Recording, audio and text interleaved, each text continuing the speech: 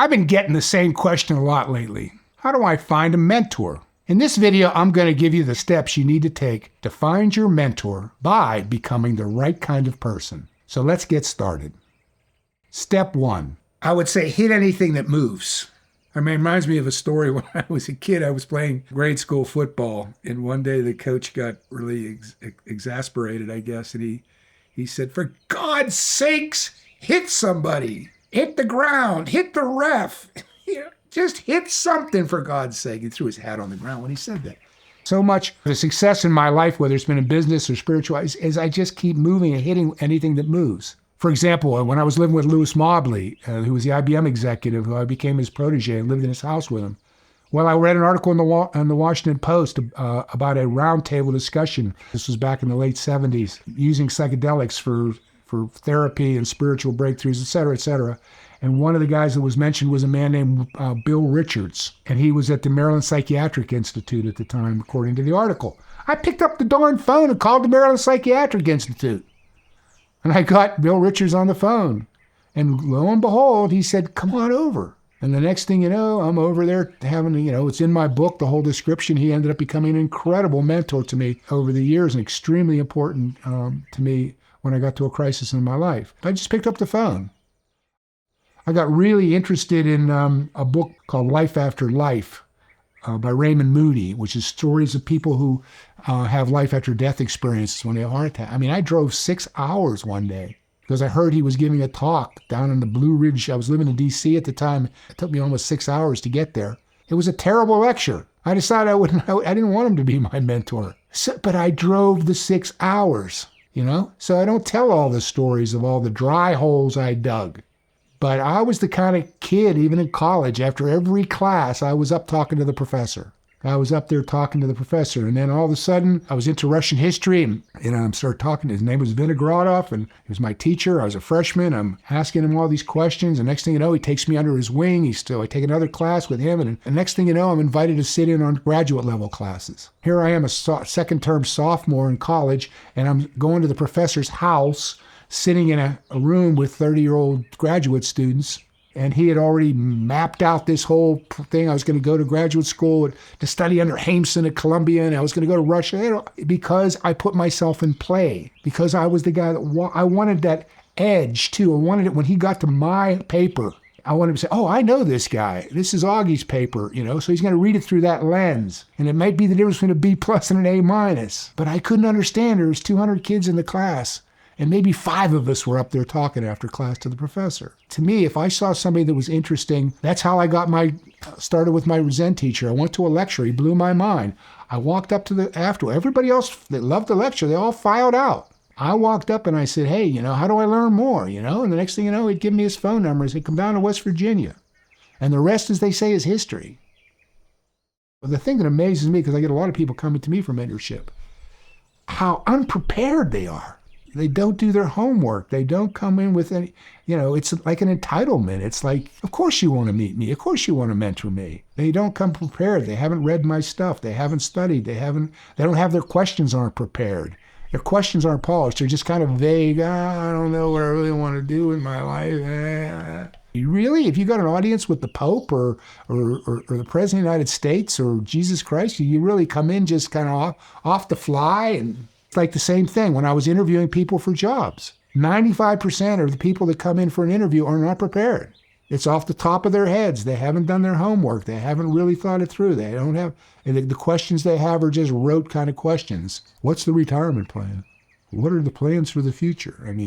They haven't done their homework because, again, we don't want to do the upfront hard work.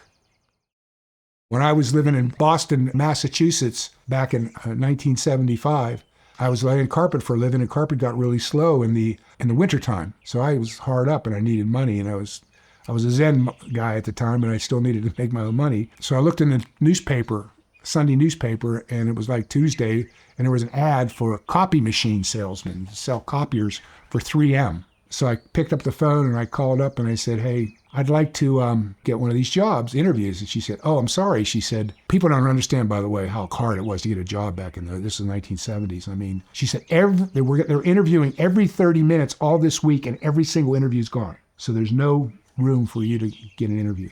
So I hung up the phone and I thought about it for a few seconds and I called her back. And I said, it's impossible that they're all gone. She said, what do you mean? I said, I'm the guy they're looking for. I'm the man.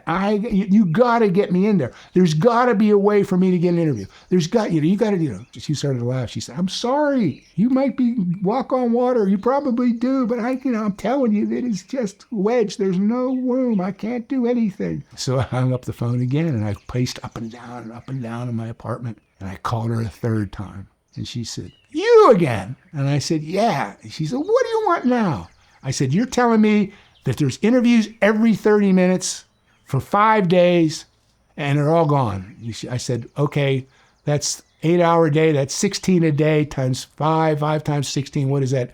90. That's 90 interviews. Am I right? She said, yes, 90 interviews. I said, odds are somebody's not going to show. The probability is out of 90 interviews, somebody is not going to show.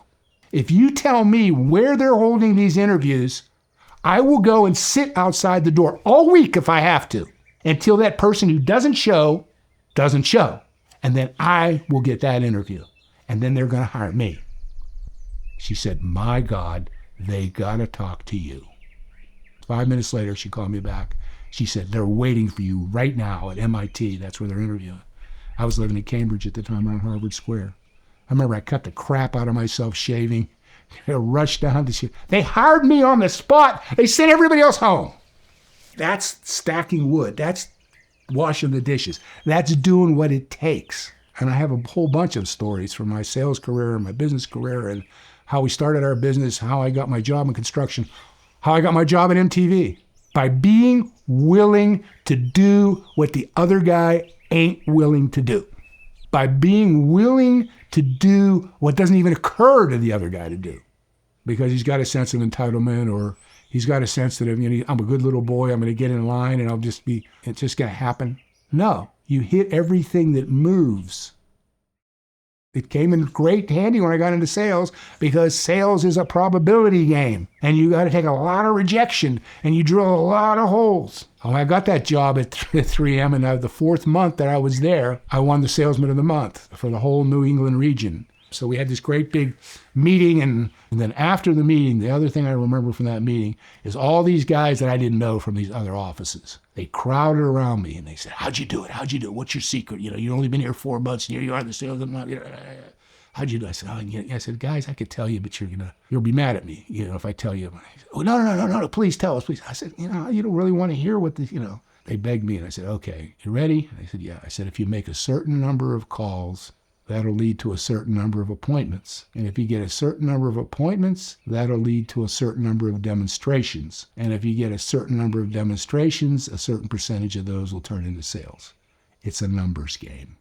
Oh my God, their faces all dropped. Because that's what they told us. All the managers told you that every day, all day long. They wanted angel dust. It's like we said in the video, the wisdom to be spread of some secret.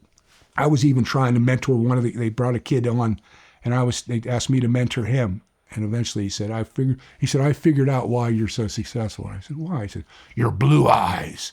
You bore into people with those blue eyes, and they just have to buy. I said, yeah. He doesn't have the blue eyes, so that means he's not going to ever be successful, right? No, it's a numbers game. It's a probability. Finding a mentor, getting anything you want in life, finding a wife, finding a job, everything is a numbers game. And if you're going to be successful, you're just going to keep hitting anything that moves. And sooner or later, the laws of probability will work out for you. But there's one final secret to finding your mentor. And this one is perhaps the most important of all. Become worthy. T.S. Eliot, in his poem, Four Quartets, he doesn't come right out and say that, my definition of spirituality is, but really at one point he says, it's one long purification of motive. All we're really doing here on the planet is purifying our motives.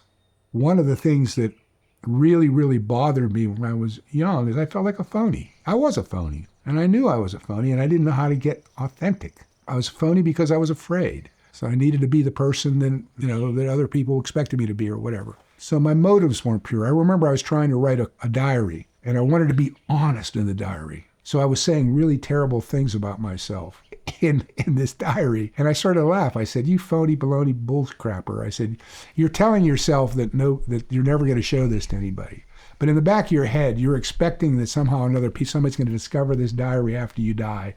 And they're going to be reading it. Oh my good, look how honest this guy is. Oh, he's saying these terrible things about himself. He must have been really authentic, a real tortured spirit. He must have been deeply spiritual, because only a tortured soul can be that honest about himself. I couldn't write one honest sentence. So it's a long purification of motive. So why are you looking for a mentor? And my experience is that most people are BSers. Especially when they come to me, they've read my books, they know my attitude. When I'm a spiritual person, I'm always saying, you start with the spiritual. The spiritual overflows into the other things that you might want in life, whether it's happiness in your family. Seek first, whether you're a Christian or not. Seek the truth first, and everything else will come under you. Seek God first, and everything will come under you. And everybody nods their head. And then they come to me, and the first thing they, oh, well, I really like everything. Oh, by the way, how do you think I can get rich? What do I got to do to get rich? I mean, you might even have to parse it out, because they're clever enough to kind of hide it through double talk kind of language. But really what they're saying, or maybe they're even kidding themselves. You need to purify your motives. So you got to know, the second thing, you got to know what you're looking for. And then once you know what you're looking for, then that's going to send you in a certain direction. For example, my story of Lewis R. Mobley, everybody thinks, oh my God, what an incredible story. You really wanted to be great at business. So you went and you found this guy who founded the IBM Executive School. No.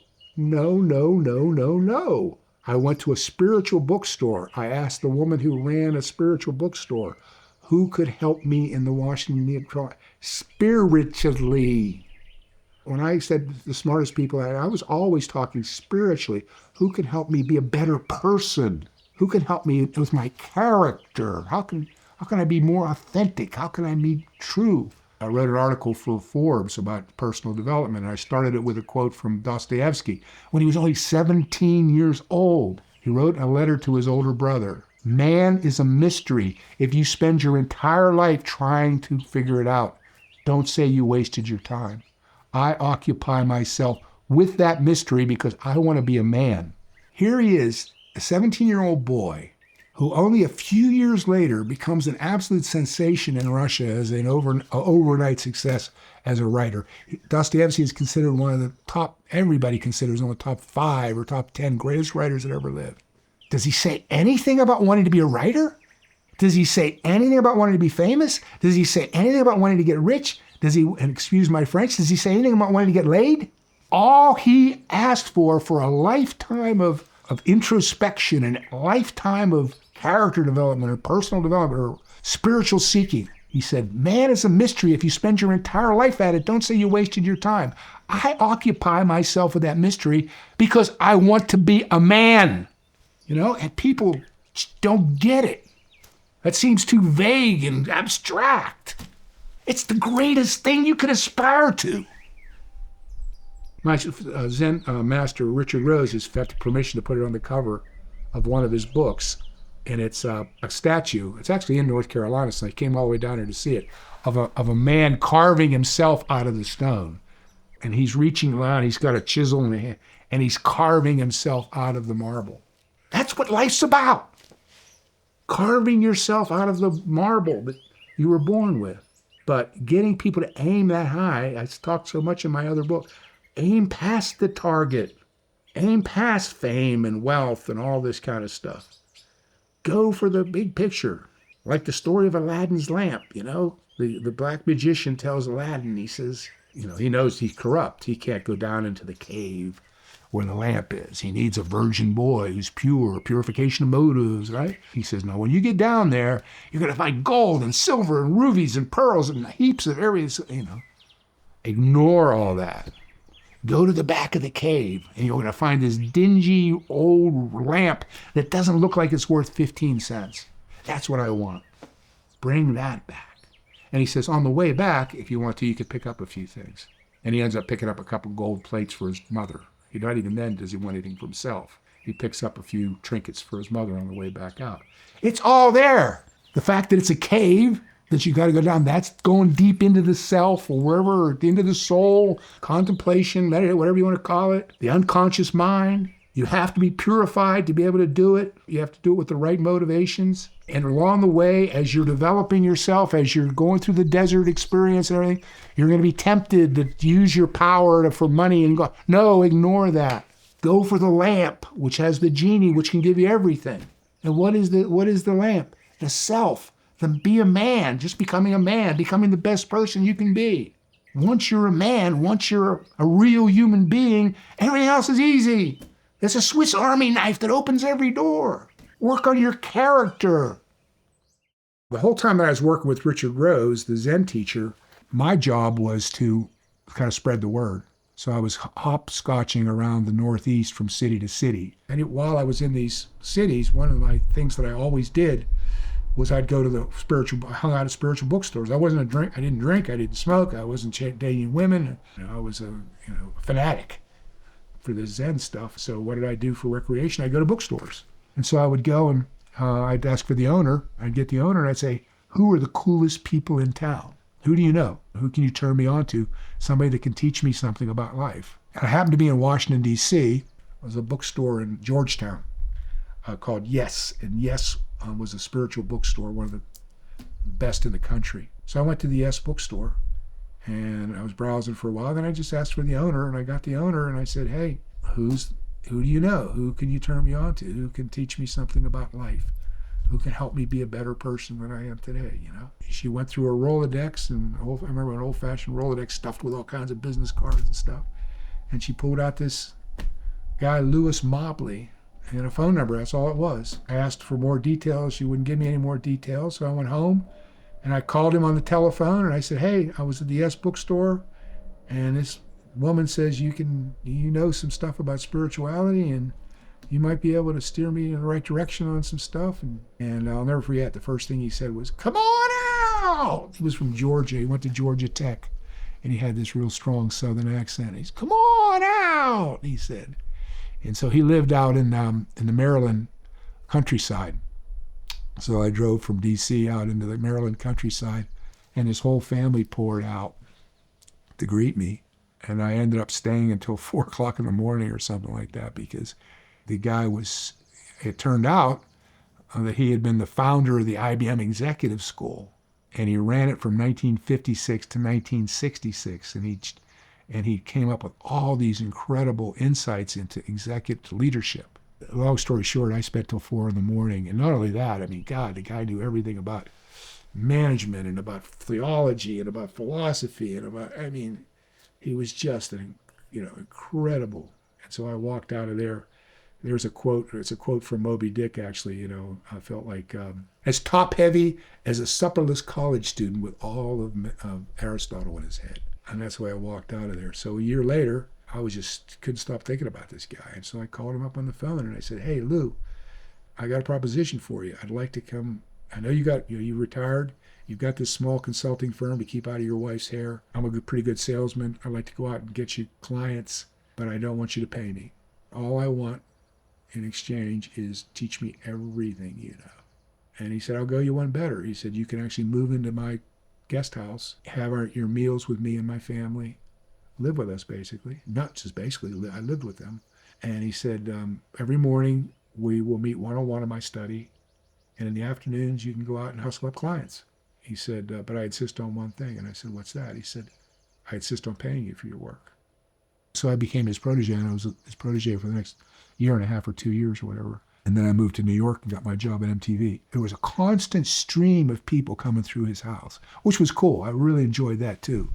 But not one person in the years that I was with him ever wanted to become a student, was willing to make the commitment. We are a commitment-phobic culture.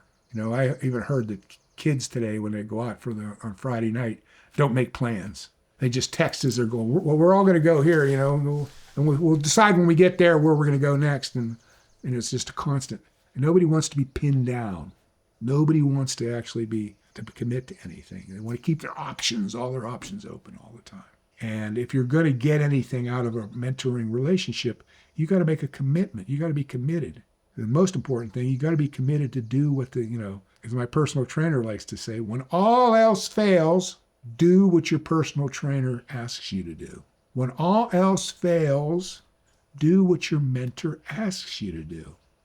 So when you finally do find a mentor, you got to be willing to make a commitment. If you've been inspired to start becoming a person your mentor can find, please subscribe and share this video with someone else. Someone who's also been trying to find a mentor, perhaps. And if you've been looking for a mentor yourself, you can also sign up to be notified as mentorship opportunities become available through our website. Just use the link in the description, and we'll be getting back to you.